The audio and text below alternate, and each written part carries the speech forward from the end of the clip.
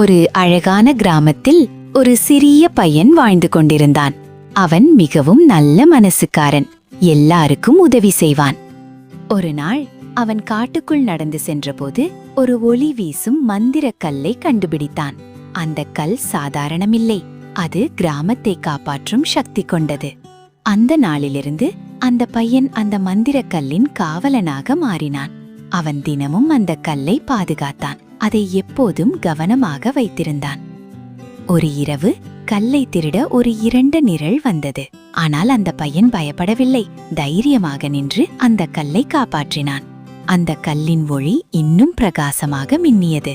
அவன் துணிச்சலுக்காக அந்த கல்லே அவனை பாதுகாத்தது.